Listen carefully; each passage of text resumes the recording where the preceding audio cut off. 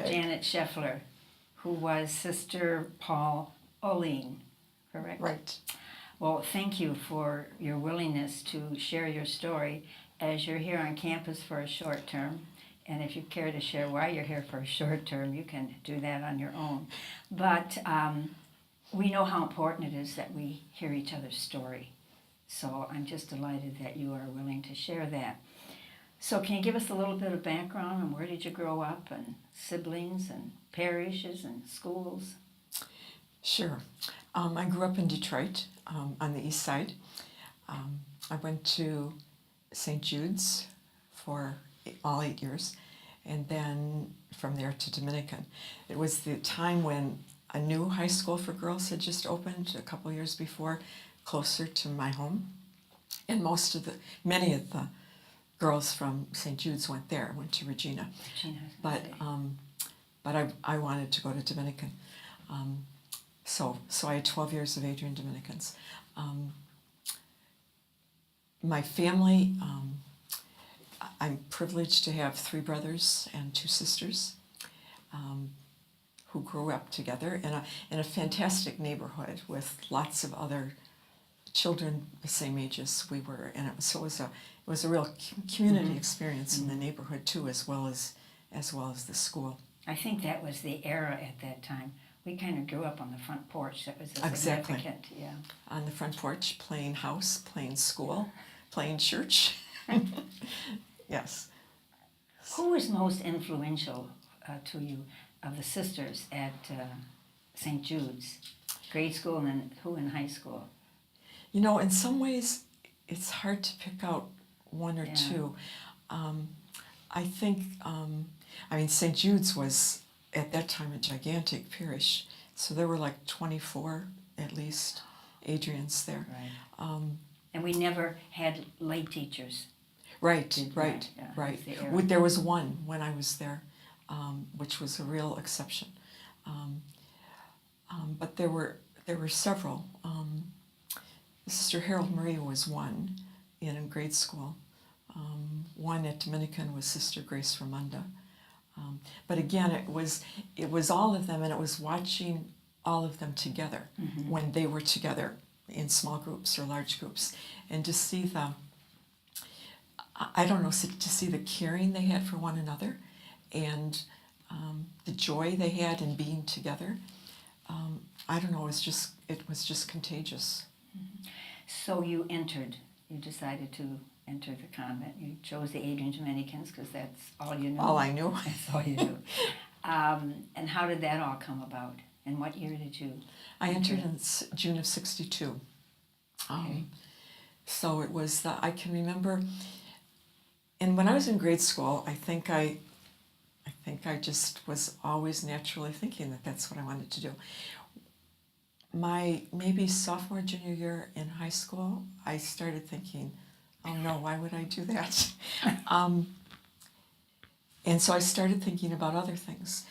And then in the early part of my senior year is when Mother Gerald died.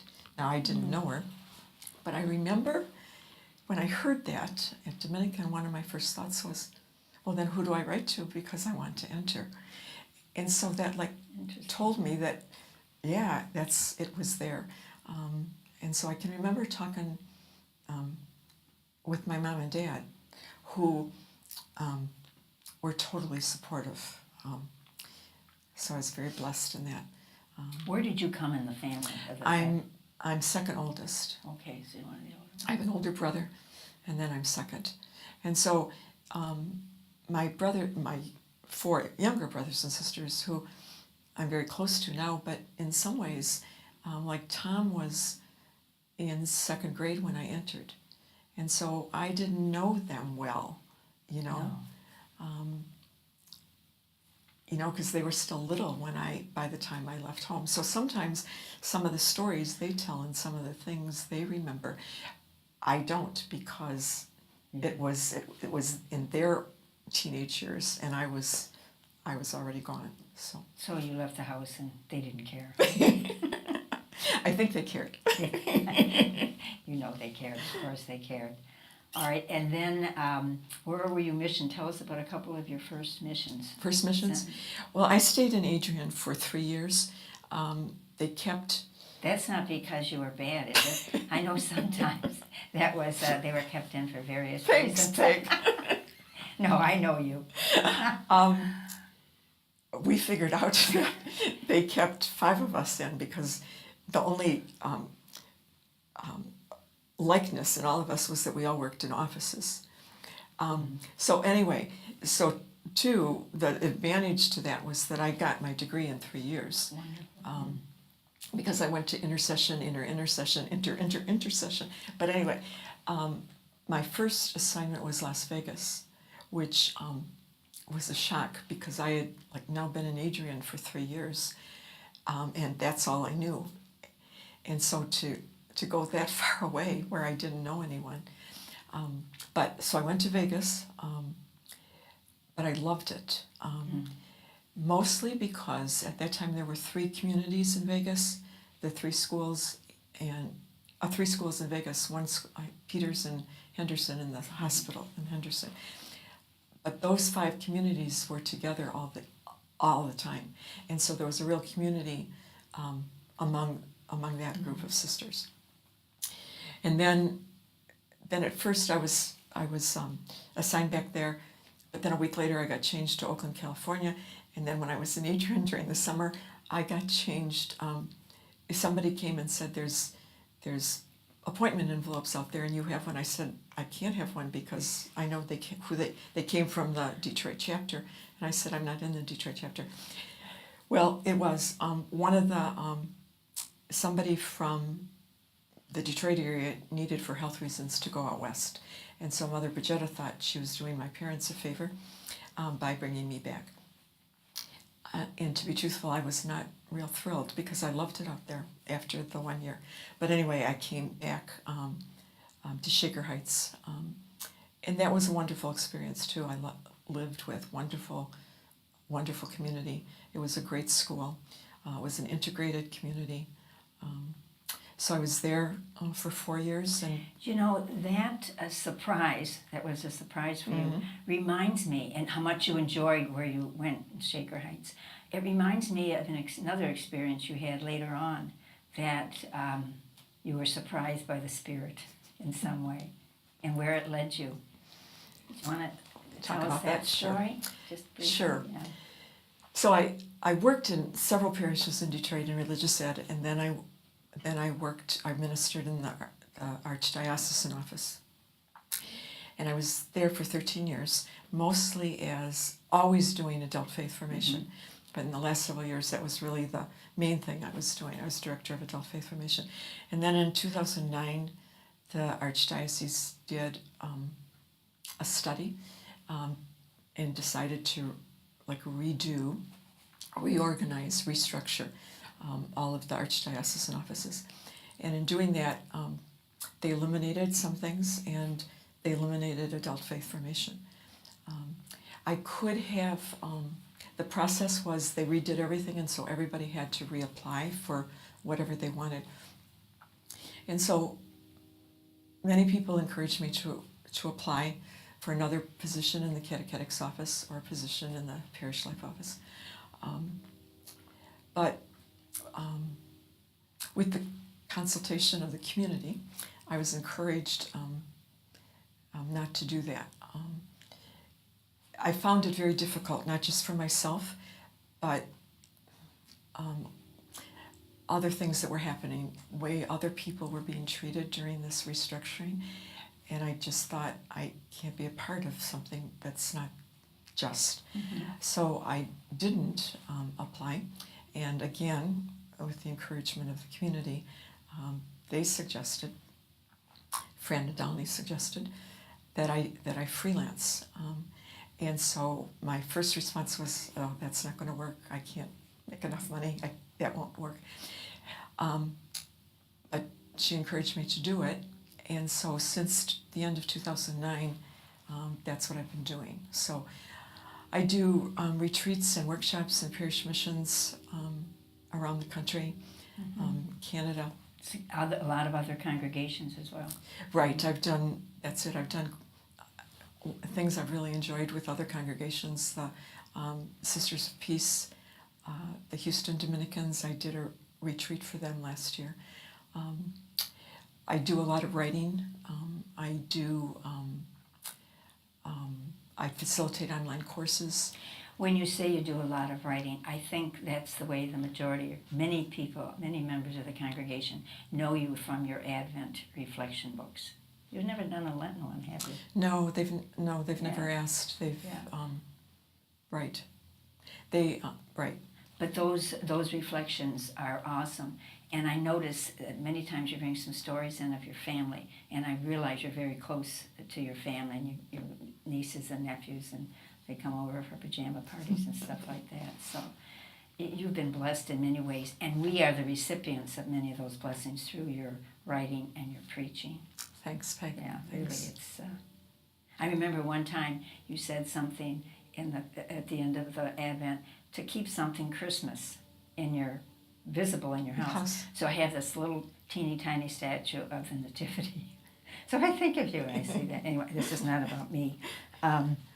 When you do your preaching and you do your workshops around the country, what's the message that you want to leave with those that are present, that you hope to leave? I think one of the core messages that I really believe in, and I think I intertwine in a lot of things and is foundational, is that that you are good, that you are loved, that God created us to be human, and in our humanness is our gifts and our journey. I think sometimes people think that I have to earn love. I have to do this. I have to do these practices or pray this way in order to earn God's love, in order to be holy, in order to be good. We already are. And because we are, and because we've experienced God's love, then we do pray and we do care for others, and we do practice kindness and generosity. But it's a response to the love that we've been given and to this awesome reality that God sees us as good.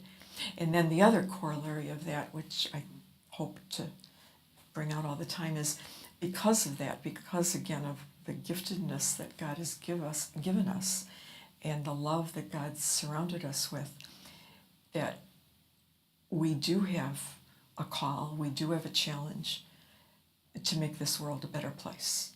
And so what are we doing in small ways, in larger ways, to bring about a kingdom of justice and peace?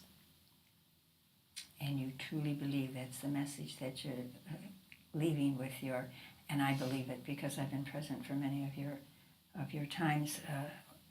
Have you had a significant person who's been a mentor or an inspiration? Like I'm thinking of your one friend. Not your one friend. Jenny. Oh. Yeah. Yeah, when you ask that question, a lot of people come to mind, and in different areas. I mean, certainly in my ministry of faith formation, there's been many people. I'll get back to that one. Jane Wilford Hughes, who was the director of adult education in the Archdiocese of Detroit with Cardinal Dearden, and really traveled the country helping other dioceses learn what it meant to have faith formation for adults. I learned a lot from her in the very beginning, but in the years right before she died too, when I was in the Archdiocesan office, she was a tremendous support and challenger. The person you're mentioning, one good friend of mine is a sister of Servite sister, Ginny Silvestri. Ginny was in Detroit for a long time and also was involved in adult faith formation, which is how I met her. But she's been a tremendous, support, mentor in who she is, how she ministers, how she reaches out to people. In your ministry to the congregation, you've done a significant amount of discernment workshops as we're approaching leadership. And now you're also involved in the congregation's part 3. Is it part 3 of the history? 4. Part 4 of the history. So can you want to share anything Right. with that? No, those have been really wonderful experiences for me. I was in Santo Domingo and did a retreat for the people who were setting up our formation house there. And then I was privileged to do the discernment day in the election assembly, both for Chicago and out west. And just being with our women in that way, too, was a real gift to me. The history that you mentioned, yes, we're working. Mary Lou Petro is the main writer, is doing a tremendous job. But there's a small group of us that are the editorial board that are working with her, that talk through things, and it's the history of beginning with the chapter of renewal. And so in some ways it's I'd say almost a more challenging history to write than some of the previous ones, because there was so much going on. You can't just say this is what happened, because there were so many forces leading into that, as well as responses to it. We didn't all respond the same way to renewal.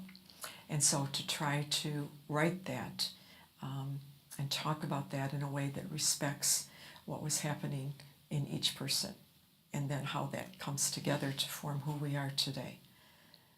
But one of the gifts for me too in being in this is there's just 5 or 6 of us, but when we meet and remember, I'm remembering things that happened that I had forgotten about, Right. because it's a while ago now. And again, because it was so full, you lose track of some of the richness that happened, some of the challenges that happened.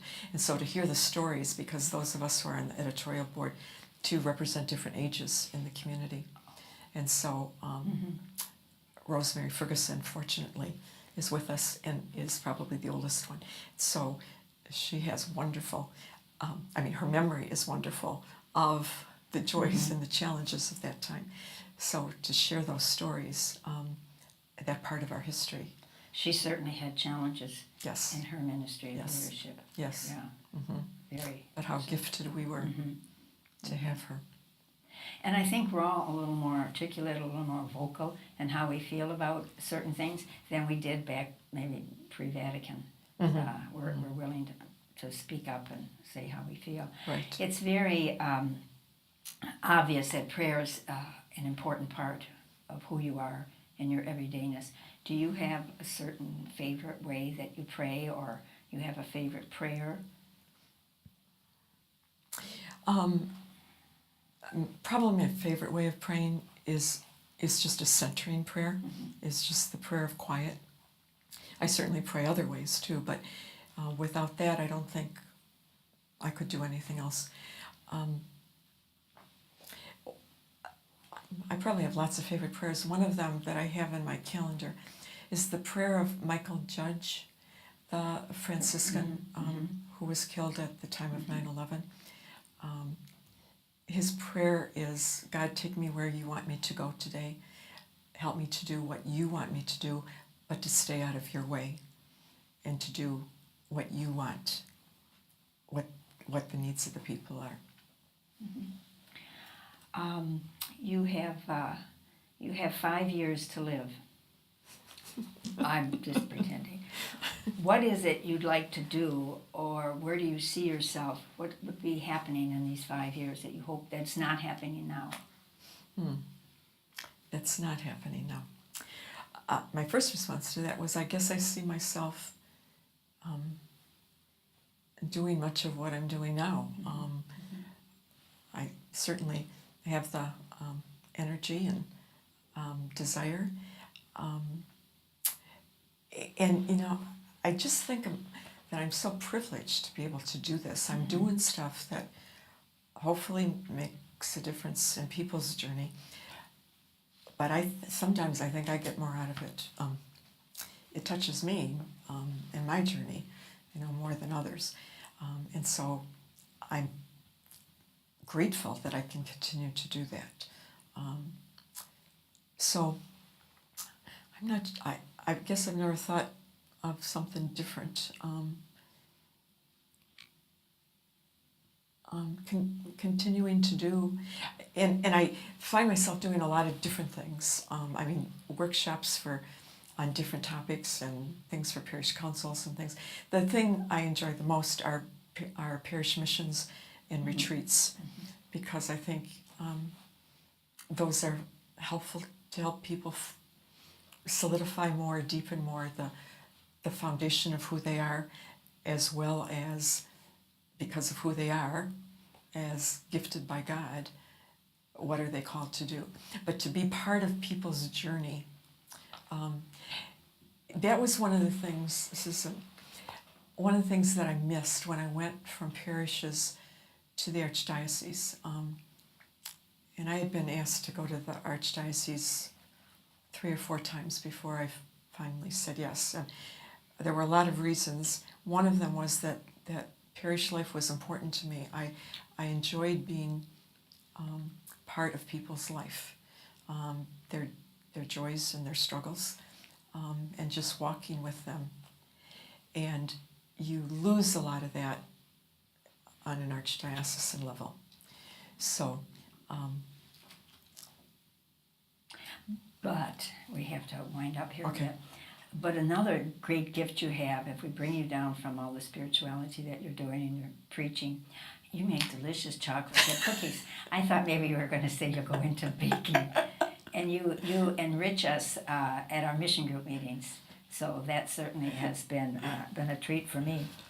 So I want to thank you, Janet. And Thank you. The other thing you were surprised by was your recent accident, because you are so busy. Another question for the next interview is, how has it been for you to have to sit still? That's a whole learning for us. But It thank has you been. so much for your gifts to the world, your gifts to the congregation, just to everyone by your presence specifically. So thank you so much. Thank you, Peg. And heal quickly. Thank you.